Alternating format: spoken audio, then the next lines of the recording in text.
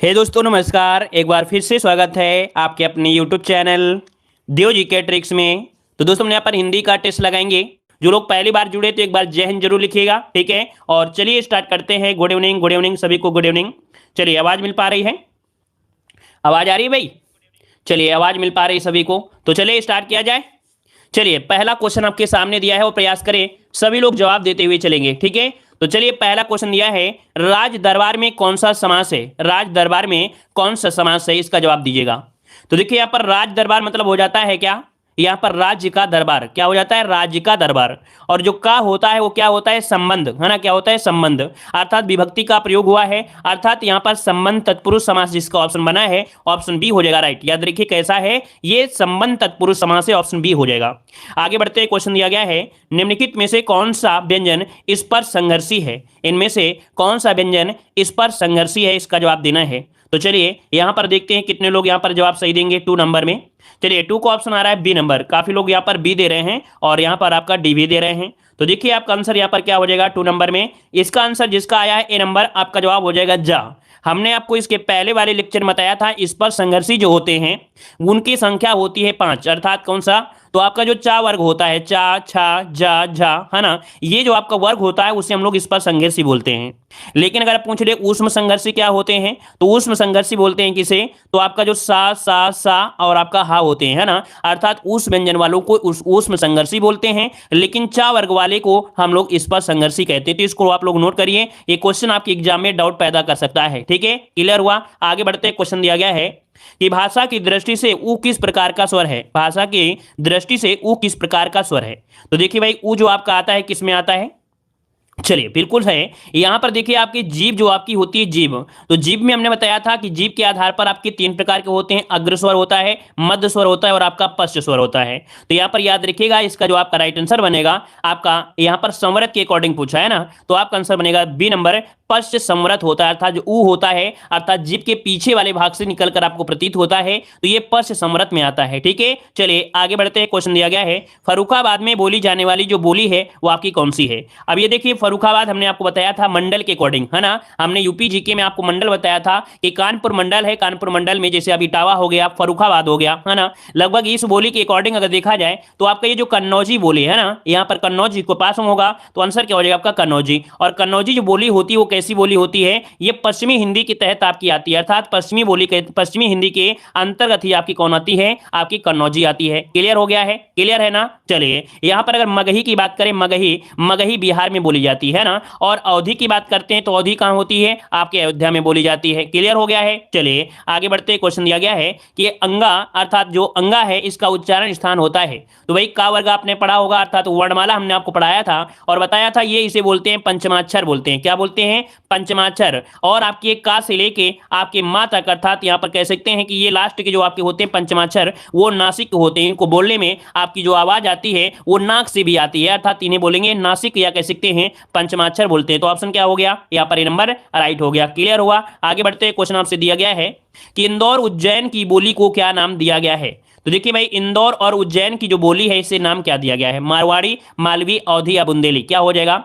चलिए 6 नंबर में तो याद रखिएगा मौलवी, ऑप्शन आपका हो जाएगा कौन सा? बी नंबर है, कि जो इंदौर और उज्जैन की बोली है इसको नाम से किस नाम से जानेंगे? तो यहाँ पर मौलवी ऑप्शन बनेगा, यहाँ पर बी नंबर हो जाएगा। क्लियर है? चलिए आगे बढ़ते हैं, क्वेश्चन दिया गया है किस भाषा की हिंदी भाषा किस लिपि में लिखी जाती है? हिंदी भाषा किस लिपि में लिखी जाती है?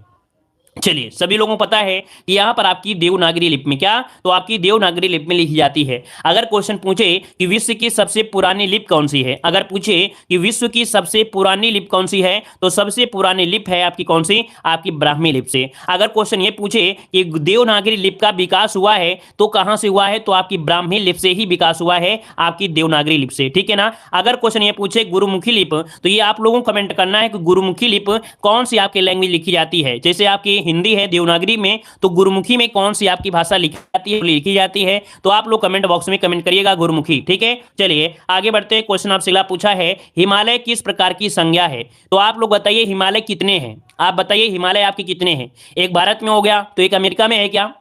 चलिए बताइएगा, एक भारत में है तो एक एक अमेरिका में है क्या? नहीं है ना, मतलब एक ही है। जब एक ही होता है अर्थात व्यक्तिगत की बात करते हैं तो आपका आंसर क्या होगा? यहाँ पर व्यक्तिवाचक संज्ञा होगा। अर्थात जब कोई एक चीज होती है वो व्यक्तिवाचक में होती है, ठीक है ना। लेकिन मान लीजिए अगर गाय हो जाता तो गाय तो बहुत होती है तो हम लोग जात में कह सकते हैं। अगर मेला की बात करें, मेले में बहुत लोग होते हैं, है ना, तो उसे समूह में कह देंगे। या हम लोग मेले में ये कह सकते हैं जैसे सैनिक है तो सैनिक क्या होते हैं? समूह में होते हैं तो सैनिक हो जाते हैं, ठीक है ना। और अगर भाव की बात करते हैं तो आप लोग भाव को तो आसानी से पहचान सकते हैं, ठीक है। चलिए आगे बढ़ते, क्वेश्चन दिया गया है हिंदी में डायलेक्ट किसे कहते हैं? यहां पर बताइएगा कि हिंदी में डायलेक्ट किसे कहते हैं, डायलेक्ट किसे कहते हैं, इसका जवाब दीजिएगा। चलिए जवाब आ रहा है, यहां पर देखिए नए का ऑप्शन आ रहा है सी नंबर, उपभाषा। मतलब आपका आंसर बिल्कुल सही आया है कि हिंदी में डायलेक्ट जो कहते हैं वो आपके उपभाषा को कहते हैं। तो नोट करिएगा, जो लोग पहली बार यहां पर कह सकते हैं इस क्वेश्चन को पढ़ रहे हैं तो इसे नोट कर लीजिएगा, ठीक है ना। क्लियर हो गया है। चलिए आगे बढ़ते, क्वेश्चन आपसे अगला पूछा है संकर शब्द का अर्थ इनमें से क्या होता है? चलिए यहां पर आपका राइट आंसर क्या हो जाएगा? तो चलिए बताइएगा संकर शब्द का अर्थ क्या होता है। मतलब संकर मतलब होता है, आपने देखा होगा संकरण करना, मतलब दो चीजों को मिला देना, है ना। तो जैसे हम आपको एक उदाहरण बताते हैं, जैसे आपका क्या होता है, कोई फूल होता है, गुलाब का फूल हो गया, अब उसमें एक आपके दूसरी लकड़ी लगा दिया अर्थात दूसरी छड़ लगाया, उसे कटिंग करके दूसरा, तो ये संकर होता है। अर्थात यहां पर पूछा गया है भाषा से, तो क्या हो जाएगा कि दो भाषाओं के शब्दों से मिलकर बना हुआ जो शब्द होता है वो आपका संकर शब्द होता है। तो ऑप्शन बनेगा डी नंबर, ठीक है। चलिए आगे बढ़ते, क्वेश्चन दिया गया है कि जिन शब्दों की उत्पत्ति का पता नहीं चलता है उन्हें क्या कहा जाता है? चलिए यहां पर जवाब दीजिए, इसमें से राइट आंसर क्या हो जाएगा कि जिन शब्दों की उत्पत्ति का पता नहीं चलता है उन्हें कहा जाता है, उन्हें क्या कहते हैं? चलिए तो देखिए आपका आंसर हो जाएगा यहां पर देशज होता है। देशज मतलब आप अपने एरिया में कुछ भी बोल लेते हैं, आप मतलब अपने एरिया में कोई दूसरा बोलता है। जैसे मान लीजिए हमने एक उदाहरण और भी आपको इसके पहले ही बताया था, जैसे आपका लौकी होता है। लौकी आप लोग जानते हैं कि नहीं जानते हैं? कितने लोग लौकी को जानते हैं ये बताइएगा। लौकी को जानते हैं नहीं जानते, कितने लोग जानते हैं? वीडियो को भी लाइक करते चलिएगा भाई, सभी लोग वीडियो को लाइक शेयर भी करते चलिएगा। देखो हमारे अगर हम बात करते हैं हमारे फतेहपुर में, ठीक है, फतेहपुर में अगर बात करते हैं तो लौकी लौकी को ही बोलते हैं। लेकिन अगर हम लोग थोड़ा सा और जाते हैं, जैसे आपका मैनपुरी, इटावा, आगरा हो गया, या हम मान लीजिए आपके अयोध्या साइड जाते हैं तो इसे हम लोग लौकी को घिया बोल देते हैं। क्या बोलते हैं? लिया, इसे बोलते हैं घिया। मतलब ये हुआ कि हम इसी चीज को अन्य नामों से जानते हैं और पता भी नहीं चलता है कि है कि नहीं है ना। जैसे घिया को बहुत लोग नेनुआ बोलते हैं। क्या बोलते हैं? नेनुआ बोलते हैं। तो ये अपनी अपनी लैंग्वेज होती है जिसको हम लोग ये अंतरराष्ट्रीय या राष्ट्रीय स्तर पर नहीं होती है, ये एक देशज में हो जाती है। समझ गए होंगे? क्लियर हुआ? चलिए आगे बढ़ते हैं, क्वेश्चन दिया गया है यथासंभव में कौन सा समास है? यथासंभव में कौन सा समास है? अगर यहां पर अगर हम आपसे बात करें कि इसे जब तोड़ते हैं तो बनेगा क्या? इसे जब तोड़ते हैं तो इसका एक आपका शब्द निकलेगा जो कि यथा निकलेगा, एक अव्यय निकलेगा। और जब किसी भी समास में अव्यय निकलता है अर्थात इसका पहला पद आपका ये कह सकते हैं पूर्व पद प्रधान होता है, पूर्व पद प्रधान होता है, उसे हम लोग बोलते हैं अव्ययी भाव समास कहते हैं। इस कारण से आपका आंसर जो आया है यहां पर आपका डी नंबर तो बिल्कुल राइट हो जाएगा, अव्ययी भाव समास हो जाएगा। क्लियर हुआ? चलिए आगे बढ़ते, क्वेश्चन आपसे दिया गया है, कह रहा है निम्नलिखित में से कौन सा शब्द आपका विदेशी है? यहां पर विदेशी शब्द की पहचान करिए। 13 नंबर का ऑप्शन राइट क्या हो जाएगा? मयूर, मील, वचन और आपका मध्य। चलिए मयूर, मील, वचन और आपका मध्य, इनमें से कौन हो जाएगा? तो चलिए आपका आंसर यहां पर देखिए ऑप्शन आ रहा है लगभग यहां पर ए नंबर। तो चलिए यहां पर ए नंबर आ रहा है या बी नंबर होगा? ए नंबर होगा या बी नंबर? 13 का जवाब देना है। आपका राइट आंसर इनमें से क्या हो जाएगा? चलिए ऑप्शन आ रहा है बी नंबर, मील हो जाएगा। क्या होगा? मील। यहां पर बन जाएगा कौन सा? बी नंबर, मील हो जाएगा। ठीक है चलिए आगे बढ़ते हैं, क्वेश्चन आपसे अगला पूछा गया है, यहां पर कह रहे हैं धनवान का विलोम शब्द क्या होता है? चलिए धनवान का विलोम पूछा है, धनवान का विलोम इनमें से क्या हो जाएगा? धनवान का विलोम इनमें से क्या हो जाएगा? चलिए अकिंचन, किंकर, कंचन या धनाद्य, क्या बोलेंगे? विलोम पूछा है धनवान। अगर कोई व्यक्ति धनवान है तो इसका मतलब है कोई ना कोई क्या होगा जिसके पास कुछ नहीं होगा। जिसके पास कुछ नहीं होता उसे क्या कहते हैं? उसको बोलते हैं अकिंचन। क्या कहते हैं? उसे अकिंचन कहते हैं। अर्थात धनवान के पास बहुत कुछ होता है लेकिन जिसके पास कुछ नहीं होता है तो उसे धनवान तो कहेंगे नहीं, उसे कहेंगे क्या? अकिंचन कहते हैं। जिसके पास कुछ ना हो उसे अकिंचन कहते हैं। अगला क्वेश्चन दिया है भूगोल का विपरीत शब्द क्या हो जाएगा?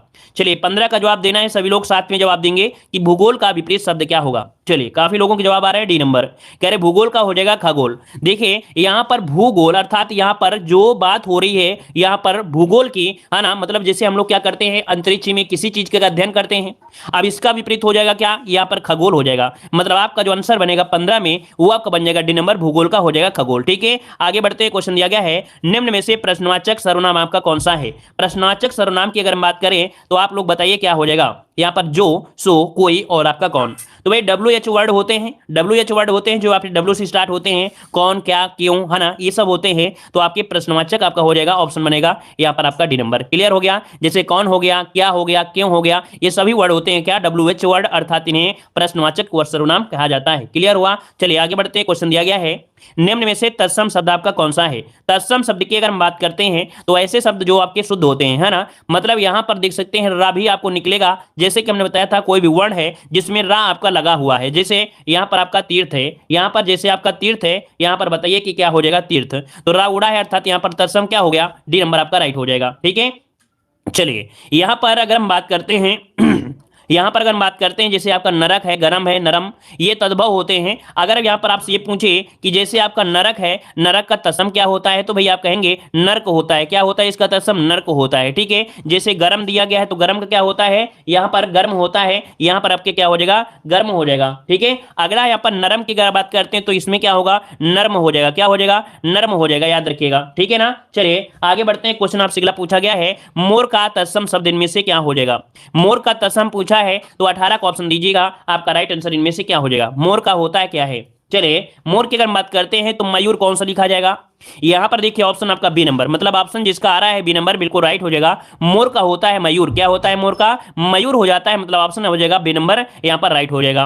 चलिए अगला क्वेश्चन दिया गया, निम्नलिखित में से तत्सम शब्द आपको छांटना है। तत्सम शब्द की अगर बात करते हैं, देखिए इस वाले ही मॉडल पेपर से 2021 में जो आपका पेपर हुआ है, अभी 2-3 पेपर हुए हैं, जैसे आपका जेई का हो गया, आपका आरोग्य एग्जाम पेपर हो गया, है ना, और भी आपके क्वेश्चन हुए हैं। इस मॉडल पेपर से कम आपके 20 क्वेश्चन पूछे गए हैं, मतलब इसी के लेवल के 2021 में क्वेश्चन आपके पूछे गए हैं। ठीक है ना, तो यह संभावित है कि 2022 में भी आपके ऐसे क्वेश्चन आपको देखने को मिल सकते हैं। तो देखिए यहां पर दिया गया है तत्सम शब्द, और 19 नंबर में कुछ लोगों ने जवाब दिया है। देखो आंख तो हो ही नहीं सकता है किसी हालत में, क्योंकि यह तद्भव है, क्योंकि चांद की बिंदी लगी है, मतलब ऑप्शन यहां पर हो जाएगा कौन सा, आपका डी नंबर, अखिल हो जाएगा। क्या हो जाएगा, यहां पर अखिल हो जाएगा, ऑप्शन बनेगा आपका डी नंबर। ठीक है ना, क्लियर हो गया है? अच्छा, यहां पर जैसे अटारी दिया गया है, क्या दिया गया है, अटारी, तो अटारी का क्या होता है, अट्टालिका। क्या होता है, अट्टालिका होता है, याद रखिएगा। ठीक है ना, यहां पर आपका दिया गया है कौन सा, आंख दिया है, तो आंख का होता है अच्छी हो जाता है। क्या होता है, अच्छी हो जाता है, याद रखिएगा। क्लियर हो गया है? चलिए एकल का होता है अकेला। ठीक है, अगला क्वेश्चन आपसे यहां पर पूछा गया है कि कौन सा वर्ड आपका घोष नहीं है, कौन सा वर्ड आपका घोष नहीं है। घोष की अगर हम बात करते हैं तो इसे हम दूसरे नाम से बोलते हैं, सघोष भी बोलते हैं, घोष को ही हम लोग सघोष कहते हैं, और एक होता है आपका घोष होता है। अब आप ही लोग बताइए कि यहां पर जो आपका घोष है नहीं है वो आपका कौन सा नहीं है। चलिए 20 नंबर में, चलिए 20 का ऑप्शन आ रहा है यहां पर ता नंबर, मतलब ये घोष नहीं है, ये अघोष है। तो भाई घोष और अघोष होते क्या हैं, हमने आपको बताया था, अघोष जो होते हैं किसी भी वर्ग के पहला और जो दूसरा वर्ण होते हैं अघोष होते हैं। शेष जो आपके यहां पर तीसरा और चौथा और जो पांचवा होते हैं वो आपके घोष या कह सकते हैं सघोष होते हैं। तो इतना तो सभी लोगों का क्लियर हो गया है। चलिए आगे बढ़ते हैं। क्वेश्चन दिया गया है, आंसू शब्द आपका है, ये कैसा शब्द आपका है। चलिए आंसू की अगर बात करते हैं तो यहाँ पर चांद की बिंदी लगी है, और जब भी कभी भी चांद की बिंदी लग जाए मतलब वो क्या होता है, हमेशा आपका वो कैसा होता है, तद्भव ही बनता है, मतलब ऑप्शन जिसका आ रहा है बी नंबर बिल्कुल राइट हो जाएगा, याद रखिएगा। आंख तद्भव है और इसका तत्सम क्या होता है, तो अभी हमने बताया आंख का तत्सम होता है अची, मतलब कि आपका जो सॉरी माफ करिए, आंख नहीं है, आंसू है। ठीक है ना, आंसू है भाई, यहां पर आंसू है तो आंसू का हो जाएगा अश्रु हो जाएगा। क्या हो जाएगा, अश्रु हो जाएगा। जैसे अगर आंख होता तो आंख का हो जाता अची हो जाता। ठीक है ना, तो याद रखिएगा यहां पर आपका आंख आंसू दिया है तो आंसू का हो जाता है अश्रु हो जाता है। ठीक है ना, चलिए यहां पर अगर बात करते हैं अगले क्वेश्चन की ओर। क्वेश्चन दिया गया है, निम्नलिखित में से एक विष्णु का पर्यायवाची शब्द आपका नहीं है। देखो नहीं शब्द आपसे दिया है, अब आपको यहां पर फोकस करना है कि आपका जो विष्णु का पर्यायवाची नहीं है। तो देखिए यहां पर जो आपका पहला पॉइंट दिया, कमलेश भी कहते हैं, कमलाकांत भी कहते हैं, कमलापति भी कहते हैं, लेकिन अगर हम यहां पर 22 की अगर बात करें डी नंबर में, कमलासन, तो भाई कमलासन नहीं कहा जाता है, याद रखिएगा। कमलासन नहीं होगा तो यहां पर 22 का ऑप्शन क्या बन जाएगा भाई, यहां पर डी नंबर हो जाएगा। अच्छा आप बताइए कमलासन किसे कहते हैं, कोई जवाब देगा, इतने स्टूडेंट जुड़े हुए हैं तो आप लोग जवाब दीजिए जल्दी से कि कमलासन किसे कहा जाता है, कमलासन किसका पर्यायवाची होता है। चलिए बहुत अच्छे, ब्रह्मा, यहां पर ये ब्रह्मा का हो जाएगा। ठीक है, अगला क्वेश्चन दीजिएगा कि भूतनाथ के रचयिता आपके कौन है, भूतनाथ के रचयिता इनमें से कौन बन जाएंगे।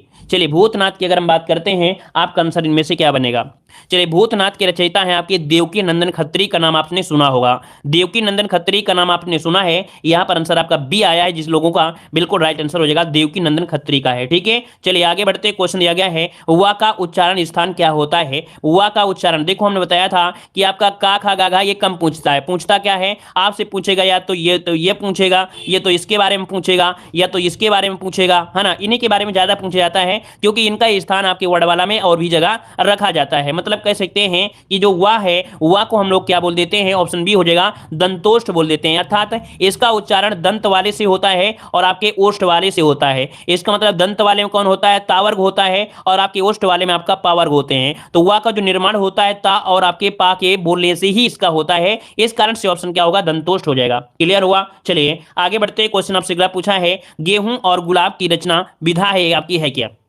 चलिए 25 का जवाब दीजिएगा, 25 नंबर। सबसे पहले आपको यह पता होना चाहिए गेहूं और गुलाब जो है ये किसकी रचना है। तो हमने आपको बताया था कि गेहूं और गुलाब ये राम वृक्ष वेनीपुरी की है। किसकी भाई, तो सबसे पहले नोट कर लीजिएगा, ये है आपके राम वृक्ष वेनीपुरी की है। और ये है क्या, ये है क्या, याद रखिए निबंध है इनका। ये क्या है, इनका निबंध है। देखिए काफी लोगों ने जवाब दिया भी है, लेकिन काफी लोगों ने यहां पर इनको जीवनी बताया है, बल्कि जीवनी नहीं है, ये है इनका क्या है, निबंध है, याद रहेगा। चलिए आगे बढ़ते, क्वेश्चन दिया है मेघ का पर्यायवाची शब्द आपका नहीं है। मेघ का पर्यायवाची शब्द आपका नहीं है। देखो आज का टेस्ट पेपर आपका कठिन भी हो सकता है, क्यों, क्योंकि आज के टेस्ट पेपर में फोकस किया गया है तत्सम तद्भव और आपके यहाँ पर पर्यायवाची ऐसे पर ज्यादा फोकस हुआ है। तो जिनको आता होगा तो लोग सही करेंगे, और जिनका नहीं आता है भाई ये चीजें, तो गलतियां हो सकती हैं। मतलब देखा जाए तो आपका जो पेपर है बहुत ही अच्छा आपका है, लेकिन अगर आज के पेपर में अगर आप लोगों का अच्छा स्कोर नहीं आया तो समझिए कि आप लोग कमजोर ही रह जाओगे, है ना। तो आप लोग बाद में बताइएगा कि कितना स्कोर आप लोगों का बना है आज।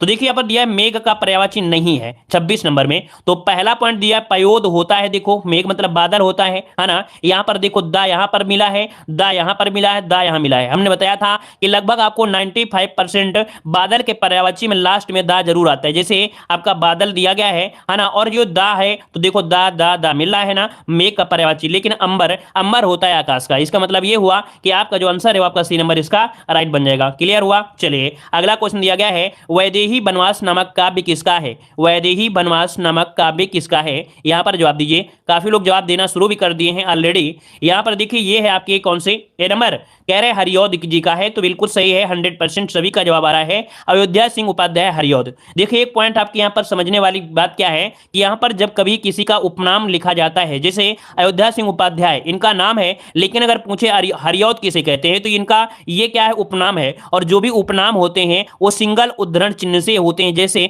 यहां पर देख सकते हैं सिंगल उद्धरण चिन्ह ये आपके लगा हुआ है, ठीक है। तो कोई भी अगर उपनाम हो तो आपको सिंगल उद्धरण चिन्ह ही आपको लगाना है, डबल मत कर दीजिएगा, नहीं तो आपकी गलती हो जाएगी। ये पॉइंट आपका छोटे सी बारीकी है, ठीक है। आगे बढ़ते हैं, क्वेश्चन दिया गया है केदार का पर्यायवाची शब्द इनमें से क्या हो जाएगा।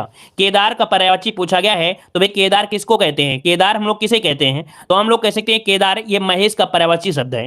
केदार बोलते हैं महेश को, मतलब आपका जवाब हो जाएगा 28 में, यहाँ पर सी हो जाएगा महेश का पर्यायवाची होता है। अर्थात यहां पर आप लोग कह सकते हैं कि केदार अर्थात शंभु अर्थात शंकर या चंद्रशेखर, नीलकंठ, गंगाधर। याद रखिएगा कि महेश के पर्यायवाची में गंगाधर भी होता है, चंद्रशेखर भी होता है, शंभु भी होता है, शंकर भी होता है और नीलकंठ भी होते हैं, है ना। इन नामों से जानते हैं आपके शंकर भगवान को। आगे बढ़ते हैं, क्वेश्चन दिया गया है पवन शब्द का पर्यायवाची नहीं है, नहीं है आपसे पूछा गया है। चलिए तो चलिए यहाँ पर ऑप्शन आने शुरू हो गए और ऑप्शन आ रहा है बी नंबर। देखिए यहाँ पर बिल्कुल सही जवाब आया है कि पवन का पर्यायवाची अनल नहीं होता है। अनल का मतलब होता है आग होता है, क्या होता है, आग होता है। वहीं पर समीर, मारुत और वात ये आपके किसके, पवन या हवा के होते हैं। लेकिन भाई साहब यहाँ पर जो अनल है ये क्या होता है, आग का पर्यायवाची होता है। आग के पर्यायवाची में क्या होते हैं, अनल, अग्नि, है ना, ये हो जाते हैं। अगला क्वेश्चन दिया गया है महाप्राण ध्वनियां व्यंजन वर्ग में किससे संबंधित है। महाप्राण ध्वनियां जो होती हैं व्यंजन वर्ग में वो किससे संबंधित होती हैं। तो देखिए किसी भी वर्ग का जो पहला किसी भी वर्ग का जो दूसरा और चौथा जो व्यंजन होते हैं, है ना, वर्ण होते हैं, वर्ण वो होते हैं आपके महाप्राण। तो ऑप्शन कौन हो जाएगा, तो आपका हो जाएगा ऑप्शन आपका ए नंबर, पहला और जो चौथा है। अर्थात जैसे आपका खा हो गया, है ना, का के बाद खा, खा के बाद गा, तो गा नहीं होगा, घा होगा, अर्थात ये महाप्राण में होते हैं, ठीक है। चलिए अगला क्वेश्चन दिया है कि जिस स्त्री का पति जीवित हो उसके लिए उपयुक्त शब्द आपको बताना है। जिस स्त्री का पति जीवित होता है उसे क्या कहते हैं। चलिए 31 का ऑप्शन बनते हैं, तो यहाँ पर बी नंबर सधवा जिसका आया है बिल्कुल राइट आंसर हो जाएगा, सधवा बोलते हैं, ठीक है ना, क्लियर है। और अगर बात करते हैं अगले क्वेश्चन की ओर कि जो छींड़ ना हो सके उसके लिए क्या प्रयोग किया जाएगा। जो छीण ना हो सके उसे क्या कहते हैं 32 नंबर में। चलिए काफी लोग जवाब दे रहे हैं यहाँ पर ए नंबर और काफी लोग जवाब दे रहे हैं यहाँ पर सी नंबर। तो भाई जिसका जवाब आया है यहाँ पर सी नंबर, यहाँ पर 32 का ऑप्शन बनेगा आपका सी, कि जो छीण ना हो सके उसे अक्षय कहा जाता है। ऑप्शन बनेगा यहाँ पर आपका सी नंबर। ठीक है, चलिए आगे बढ़ते हैं। क्वेश्चन आपसे अगला पूछा गया है, निम्नलिखित में से कौन संयुक्त व्यंजन नहीं है। संयुक्त व्यंजन की संख्या होती है 4, और अगर पूछ लिए संयुक्त स्वर की संख्या कितनी होती है, तो संयुक्त स्वर की भी संख्या कितनी होती है 4। कुल मिला के पूरे वर्णमाला में 8 आपके संयुक्त आपके व्यंजन मतलब वर्ण होते हैं। अब ये 4 में होते हैं छत्र, ज्ञ और एक परिश्रम वाला स्रा। और अगर स्वर की बात करें तो ए, ऐ, ओ, औ, ये होते हैं 4 जो आपके संयुक्त स्वर होते हैं। ठीक है ना, तो इसका आंसर देखिए 33 लगभग आपका जवाब आ चुका है, सबका जवाब आ गया है। यहाँ पर ऑप्शन बन जाएगा डी, फा जो आपका है संयुक्त व्यंजन नहीं है। ठीक है, आगे बढ़ते हैं। क्वेश्चन दिया गया है, चलिए गुण दोष का विवेचन करने वाला, जो गुण और दोष का विवेचन करता है। चलिए आज देख सकते हैं कि लगभग सभी के जवाब यहाँ पर आ रहे हैं और बहुत ही स्पीड के साथ आ रहे हैं। ठीक है ना, और जो लोग यहाँ पर वीडियो को लाइक नहीं किए तो वीडियो को लाइक भी करिएगा। ठीक है, आप लोगों की आज जो स्पीड है बहुत अच्छी है कि आप लोग लगातार यहाँ पर जवाब दे रहे हो और सही जवाब दे रहे हो। देखो यहाँ पर गुण दोष का विवेचन करने वाले को क्या कहते हैं, यहाँ पर आंसर हो जाएगा डी, समालोचक बोलते हैं। याद रखिए जो गुण दोष का विवेचन करते हैं उन्हें हम लोग समालोचक कहते हैं। ऑप्शन डी हो जाएगा। अगला है पैनी बुद्धि वाला, जो पैनी बुद्धि होता है उसे क्या कहते हैं, पैनी बुद्धि। ऐसा नहीं कि चाकू की तरह पैनी हो जाए, ऐसे लोगों को बोलते हैं तीव्र बुद्धि। जो पैनी बुद्धि मतलब होता है तीव्र बुद्धि। ऑप्शन क्या हो जाएगा, ए नंबर, तीव्र बुद्धि यहाँ पर आंसर बन जाएगा। ठीक है, कुशाग्र नहीं लगाना है, यहाँ पर आपका हो जाएगा सॉरी यहाँ पर क्या हो जाएगा, कुशाग्र होना चाहिए, माफ करिए। यहाँ पर पैनी बुद्धि मतलब होता है कुशाग्र होता है, यहाँ पर आंसर डी वाला होगा। ठीक है, डी वाला देखो काफी लोग लगाए हैं तो यहाँ पर डी हो जाएगा, कुशाग्र हो जाएगा। ठीक है, चलिए आगे बढ़ते हैं। क्वेश्चन दिया गया है, जिन शब्दों के अंत में आ आता है उन्हें क्या कहते हैं। जिन शब्दों के अंत में आ आता है उन्हें क्या कहते हैं। जिन शब्दों के अंत में आ आता है उन्हें क्या कहते हैं, नोट करिएगा। इसका आंसर हो जाएगा यहाँ पर अक्रांत कहते हैं। क्या कहते हैं, अक्रांत कहते हैं। इसका ऑप्शन बनेगा आपका डी नंबर, यहाँ पर राइट हो जाएगा। क्लियर हो गया, इतना पॉइंट आपका क्लियर हुआ। चलिए आगे बढ़ते हैं। क्वेश्चन दिया है, एक पर ही श्रद्धा अथवा आस्था रखने वाला, एक पर ही श्रद्धा अथवा आस्था रखने वाले को क्या कहते हैं। जो एक पर ही करता है, बहुत होते हैं अपना अलग अलग श्रद्धा मानते हैं, लेकिन जो एक पर ही बोलते हैं एकनिष्ठ बोल देते हैं। क्या, इसे बोलते हैं एकनिष्ठ। ठीक है ना, ऑप्शन जाएगा यहाँ पर सी नंबर, इसका आंसर बन जाएगा एकनिष्ठ हो जाएगा। क्लियर है, आगे बढ़ते हैं। क्वेश्चन आपसे दिया गया है कि निम्नलिखित में से कौन सा व्यंजन स्पर्श संघर्षी है। अब आपके पास क्वेश्चन आ गया है स्पर्श संघर्षी, और किसी का भी कोई भी स्टूडेंट का एक क्वेश्चन गलत नहीं होना चाहिए। तो चलिए जवाब दीजिए 38 नंबर में, काउंटिंग भी करिए आपका सही क्या हो जाएगा। चलिए यहां पर देखिए आपका आंसर क्या हो जाएगा, व्यंजन अगर पूछे कि व्यंजन स्पर्श संघर्षी हैं कौन सा बनेगा। चलिए 38 का ऑप्शन यहां पर आ रहा है ए नंबर, और भी कोई मिल सकता है जवाब। चलिए 38 का बी नंबर आ गया। देखो हमने बताया था कुछ लोग गलतियां करते हैं, और यहाँ पर स्पर्श संघर्ष पूछा है स्पर्श संघर्षी, और इस वीडियो को पहला ही में क्वेश्चन आपको मिला था। स्पर्श संघर्षी बोलते हैं जो आपका चा वर्ग होता है, चा वर्ग को स्पर्श संघर्षी कहते हैं। और यहाँ पर ऊष्म संघर्षी बोलते हैं जो आपकी ऊष्म व्यंजन होते हैं। तो इसका आंसर क्या बनेगा, ए नंबर ही तो आपका बनेगा ना, तो आंसर क्या बनेगा, ए हो जाएगा। ठीक है, याद रखिए अगला क्वेश्चन दिया है, निम्नलिखित में से कौन सा व्यंजन संघर्षी है। अब यहां पर बताइए संघर्षी पूछ लिया 39 नंबर में, तो आंसर क्या हो जाएगा, तो ये संघर्षी इसमें यूज किया जाए। जब संघर्षी की बात करें, जब संघर्षी की बात करें सिर्फ, तब आपको बताना है कि क्या ये ऊष्म वाले को संघर्षी कहते हैं, तो आपका आंसर हो जाएगा सी नंबर हो जाएगा। ठीक है, अगला क्वेश्चन दिया है, जिसे बुलाया ना गया हो, जिसे बुलाया ना गया हो उसे क्या कहते हैं। चलिए जिसे बुलाया ना गया उसे क्या कहते हैं 40 नंबर में। इसको तो हमने कई बार आपको पढ़ाया भी है, सभी को पता होना चाहिए कि इसे बोलते हैं अनाहूत बोलते हैं। क्या, अनाहूत कहते हैं। भाई सी नंबर मत लगाइएगा, सी नंबर मत लगाइएगा, आप लोग तो अतीत को लगाने लगते हो। थोड़ा सोचा करिए कि हमने बताया कि जिसे बुलाया ना गया हो उसे अनाहूत कहते हैं। आहूत मतलब बुलाना और अन मतलब नहीं, तो जिसे नहीं बुलाया गया उसे अनाहूत कहते हैं। और जिसके आने की तिथि ज्ञात नहीं होती है, जिसके आने की तिथि ज्ञात नहीं होती है उसे अतिथि कहते हैं। ठीक है, चलिए अगला क्वेश्चन कि जो सरलता पूर्वक प्राप्त किया जा सके, चलिए जो सरलता पूर्वक प्राप्त किया जा सके उसे कहते हैं। यहां पर आंसर बनेगा बी नंबर, सुलभ होता है। क्या, सुलभ होता है, जो आसानी पूर्वक मिल जाए उसे सुलभ कहते हैं। अगला है कि मस्ताना में कौन सा प्रत्यय है। मस्ताना, देखो मस्ताना, आना आना आना निकल रहा है, मतलब आंसर हो जाएगा आपका सी नंबर। मस्ताना में आपका जो प्रत्यय है वो आपका है सी नंबर हो जाएगा। चलिए अगला क्वेश्चन है, या प्रत्यय से बना शुद्ध शब्द आपको बताना है। यहां पर या शब्द से बना शुद्ध प्रत्यय, ये क्वेश्चन आपकी वीडियो एग्जाम में क्वेश्चन पूछा गया था, लोअर पीसीएस में, इन दोनों में एक में क्वेश्चन यही पूछा गया था। और यहां पर देखिए बताइए, या प्रत्यय से बना शुद्ध हो जाएगा डिविया, और डिविया तो सभी लिखे हैं लेकिन सही क्या हो जाएगा, यहां पर डिबिया जो ऑप्शन है सी नंबर वाला वो आपका राइट हो जाएगा। अगला क्वेश्चन दिया गया है सूर का अनेकार्थी शब्द आपका नहीं है। देखो यहां पर पॉइंट दिया गया है क्या, नहीं दिया गया है। तो कभी कभी एग्जाम में क्या होता है, जल्दीबाजी होती है और जल्दीबाजी में क्वेश्चन गलती होते हैं। तो याद रखिएगा यहां पर नहीं शब्द दिया है 44 नंबर में, तो आंसर बन जाएगा आपका बी माया। माया ये सूर का अनेकार्थी नहीं होता है। सूर का मतलब होता है वीर, सूर का मतलब होता है सूर्य, और सूर्य का मतलब होता है विष्णु, लेकिन माया इसका अर्थ आपका नहीं होगा। ठीक है, चलिए अगला क्वेश्चन है वर्ण शब्द का अर्थ नहीं होता है। वर्ण शब्द का अर्थ नहीं होता है भाई। अगर वर्ण की बात करते हैं तो रंग भी होता है, वर्ण मतलब अक्षर भी होता है, वर्ण मतलब जाति होता है, लेकिन आकाश क्या होगा, क्या नहीं होगा ना। तो ऑप्शन क्या बन जाएगा, बी नंबर आपका राइट हो जाएगा। ठीक है, अगला क्वेश्चन है कौन सा वर्ण ओष्ठ नहीं है। कौन सा वर्ण ओष्ठ नहीं है। ओष्ठ वाले वर्ण क्या होते हैं, पा फा बाभा होते हैं, है ना, जिसमें दोनों ओष्ठ ओष्ठ क्या होते हैं, आपस में मिल जाते हैं। मतलब यहां पर अगर 46 की बात करते हैं तो भाई माँ भी है, बा भी है, और आपका ऊ भी आता है, लेकिन आ जो आपका आता है इसमें नहीं आता। आ जो आता है ये कंठोष्ठ में कंठ वाले में आता है। किसमें, तो आपके कंठ वाले में आता है जो आपका आ होता है। तो ऑप्शन हो जाएगा डी नंबर हो जाएगा। अगला क्वेश्चन दिया गया है इनमें से अमृत शब्द का समानार्थी शब्द आपका कौन सा है।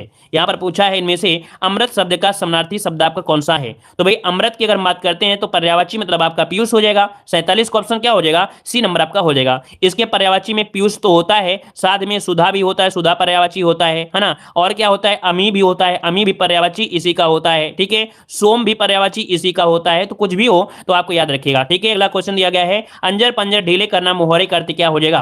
अंजर पंजर ढीले करना मुहावरे का अर्थ इनमें से देना है। तो याद रखिए बोलते ना बहुत बुरी तरह से मारा है, अंजर पंजर ढीले हो गए, मतलब ऑप्शन हो जाएगा सी नंबर बुरी तरह मारना, क्या मारना, ऑप्शन हो जाएगा सी नंबर। नेक्स्ट क्वेश्चन दिया गया है कि प्रतिष्ठा जल चमक की शब्द के अनेकार्थी होते हैं। चलिए कितने लोग इस प्रश्न का जवाब देंगे कि प्रतिष्ठा जल चमक की शब्द के अनेकार्थी होते हैं। यहां पर आंसर देना है 49 नंबर में। तो 49 की अगर बात करते हैं तो कुछ लोगों ने अभी तक जवाब यहां पर, चलिए सी नंबर आ गया है, कुछ लोग डी दे रहे हैं। डी मतलब पानी का होता है, बिल्कुल सही है। हमने बताया था कि रहीमन पानी राखिए बिन पानी सब सून, पानी गए न उबरे मोती मानुष चून, है ना। तो याद रखिए मोती मानुष चून वही वाला आपका है, अर्थात श्लेष अलंकार का यही अर्थ आपके निकलते हैं। तो ऑप्शन हो जाएगा डी नंबर। नेक्स्ट क्वेश्चन है कि सर्प मेघ हरिण किस शब्द के अनेकार्थी हैं। सर्प मेघ और हरिण किस शब्द के अनेकार्थी है। ये भी क्वेश्चन बहुत ही आईएमपी है, यहां से क्वेश्चन आपका बन ही जाता है। तो देखिए सर्प मेघ हरिण ये किसके होते हैं। चलिए सर्प को खा लेता है कौन, सर्प को खा लेता है यहां पर कौन, तो आपका सारंग, मतलब ऑप्शन जो बनेगा वो ए नंबर आपका हो जाएगा, सारंग हो जाएगा। ठीक है ना, आगे बढ़ते हैं। प्रश्न आपसे अगला पूछा गया है, यहां पर कह रहा है कि मसी कागज छुओ नहीं कलम गए हो नहीं हाथ, ये किसके विषय में कहा गया है। ये जो शब्द कहा है ये किसने कहा है, आपको जवाब देना है। और यहां पर जो 50 क्वेश्चन है उसको भी आपको लोग कमेंट करिएगा कि कितने क्वेश्चन आपने 50 क्वेश्चन में सही किया है। साथ में अभी आप पर हिंदी साहित्य के भी कुछ क्वेश्चन आपको सोल्व करना है। तो बताइए भाई कि ये जो शब्द कहा है किसने कहा है कि मसी कागज छुओ नहीं कलम गए हो नहीं हाथ, ये शब्द किसने कहा है। चलिए आंसर आ रहा है यहां पर डी नंबर रैदास है। रैदास कैसे आएगा भाई, रैदास हो सकता है क्या। चलिए भाई रैदास नहीं होगा भाई, ये कबीरदास है। कबीरदास ने कहा था, इन्होंने कहा कि मैंने कुछ नहीं छुआ है ना। यहां पर आंसर आपका सी, ये पढ़े लिखे नहीं है, ऑप्शन आपका सी हो जाएगा। नेक्स्ट क्वेश्चन दिया है संत काव्य नाम किसने दिया है। संत काव्य नाम किसने दिया है यहां पर, तो नोट करिएगा आपका आंसर क्या हो जाएगा, ये है आपके राम कुमार वर्मा। राम कुमार वर्मा ने संत काव्य नाम दिया है, ऑप्शन बी हो जाएगा। नेक्स्ट क्वेश्चन है कि कबीरदास की जो मृत्यु हुई थी वो कहां पर हुई थी। ये नॉर्मल क्वेश्चन है, ये जनरली क्वेश्चन जो आपके एग्जाम में पूछे जाते हैं, और ये नहीं सोचिए कि एक एग्जाम में सब मिल जाएंगे। आप हर एक एग्जाम की तैयारी करते हैं तो हर एक एग्जाम में कहीं ना कहीं कोई ना कोई क्वेश्चन मिलेगा कि नहीं मिलेगा। अगर एक ही एग्जाम में एक ही प्रैक्टिस सेट मिल जाए तो फिर क्या हुआ, फिर तो बल्ले बल्ले सबकी, है ना। तो फिर आपको पढ़ना ही नहीं पड़ेगा, मेहनत ही नहीं करना पड़ेगा। ठीक है ना। तो कबीरदास की जो मृत्यु है कहां पर हुई थी, मगहर, है ना। यहां पर आंसर आपका राइट हो जाएगा कौन सा, मगहर, ऑप्शन बन जाएगा ए नंबर। अगला क्वेश्चन दिया गया है कबीर किस शासन काल के समकालीन थे। बहुत ही अच्छे क्वेश्चन आपके लिए गए हैं, ये जीके में क्वेश्चन आपके पूछे जाते हैं, याद रखिए ये क्वेश्चन जीके में भी होते हैं, याद रखिएगा। तो कबीर किस शासन काल के समकालीन थे, यहां पर आंसर हो जाएगा सी, सिकंदर लोदी के समय थे, सिकंदर लोदी के समय, ऑप्शन सी नंबर आपका राइट हो जाएगा। आगरा शहर की स्थापना अगर बात करते हैं तो किसने कराया था, तो आपके सिकंदर लोदी ने ही यहां पर कराया था। चलिए आगे बढ़ते हैं। क्वेश्चन दिया गया है कि ज्ञानश्री शाखा के प्रमुख संत कवि का नाम क्या है। ज्ञानश्री शाखा के प्रमुख संत कवि इनमें से क्या हो जाएगा। ज्ञानश्री पूछा गया है, यहां पर याद रखिए जो कबीरदास हैं, कबीरदास हैं ये ज्ञानश्री शाखा के अंतर्गत आपके आते हैं, ऑप्शन हो जाएगा ए नंबर। नेक्स्ट क्वेश्चन दिया गया है पद्मावत को सूफी काव्य मानने से इंकार करने वाले आलोचक इनमें से कौन है। इन्होंने पद्मावत को सूफी काव्य नहीं माना है, इंकार कर दिया है, आपके आलोचक इनमें से कौन है। आलोचक मतलब जिसकी आलोचना करते हैं। तो यहां पर देखिए आपका जवाब क्या हो जाएगा, ये है आपके विजय देवनारायण शाही। इसको नोट करिए, कमेंट बॉक्स बॉक्स में इसे अर्थात कह सकते हैं इसका स्क्रीनशॉट लीजिएगा जल्दी से कि पद्मावत को सूफी काव्य मानने से इंकार करने वाले आलोचक हैं इनमें से कौन? विजय देवनारायण शाही, ऑप्शन डी इसका राइट हो जाएगा। आगे बढ़ते हैं, क्वेश्चन दिया गया है मलिक मोहम्मद जायसी के प्रसिद्ध प्रबंध काव्य का नाम क्या था? मलिक मोहम्मद जायसी के प्रबंध काव्य की बात किया है और प्रबंध काव्य की बात करते हैं तो ये है पद्मावत। याद रखिए ये जो आपका महाकाव्य है पद्मावत, ये इनका क्या है? आपका प्रबंध काव्य, हमने कई बार आपको पढ़ाया भी है। नेक्स्ट क्वेश्चन दिया है कि सूफी काव्य पद्धति का अंतिम ग्रंथ इनमें से कौन सा है? क्या लाजवाब क्वेश्चन आज दिए गए हैं। यहां पर बताइएगा कि सूफी काव्य पद्धति का अंतिम ग्रंथ जो माना गया है ये किसे माना गया है? नोट करिएगा, ये है आपके इंद्रावती को। किसे? तो आपके इंद्रावती को ये सूफी काव्य पद्धति का अंतिम ग्रंथ माना गया है, ऑप्शन बी हो जाएगा। नेक्स्ट क्वेश्चन दिया गया है हिंदी का प्रथम सूफी कवि इनमें से कौन है? हिंदी का प्रथम सूफी कवि इनमें से बताना है आपका सही जवाब।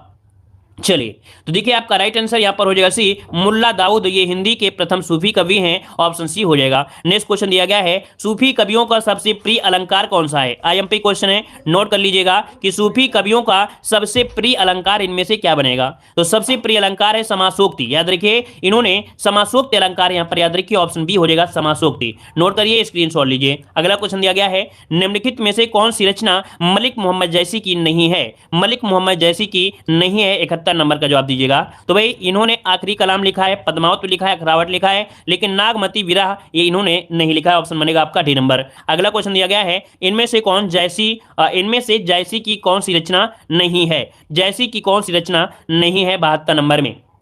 देखिए अखरावट, पद्मावत, आखिरी कलाम, लेकिन ऑप्शन जो है आपका है चित्रावली, ये इनकी रचना नहीं है। अगला क्वेश्चन दिया है पद्मावत को समासोक्ति किसने कहा है? पद्मावत को समासोक्ति किसने कहा है? यहां पर आंसर क्या होगा? तो ये है आपके आचार्य रामचंद्र शुक्ल। आचार्य रामचंद्र शुक्ल ने यहां पर पद्मावत को समासोक्ति कहा है, ऑप्शन बनेगा आपका बी नंबर। नेक्स्ट क्वेश्चन दिया है कि जायसी किस धारा के कवि हैं? जायसी किस धारा के कवि हैं? जायसी ये है आपके प्रेमाख्यान काव्य धारा के। इसको भी नोट करिएगा कि जो जायसी हैं किस धारा के कवि हैं। याद रखिए आपके प्रेमाख्यान कवि, प्रामाख्यान मतलब प्रेमाख्यान काव्य धारा के कवि हैं जायसी। और अगला क्वेश्चन दिया है कि पद्मावत किस भाषा में लिखा गया आपका ग्रंथ है? तो चलिए यहां पर आपका आंसर इनका राइट क्या हो जाएगा कि पद्मावत किस भाषा में लिखा गया है? आपका राइट आंसर यहां पर क्या हो जाएगा? सभी लोग इस क्वेश्चन का कमेंट बॉक्स में आप लोग कमेंट करिएगा इसका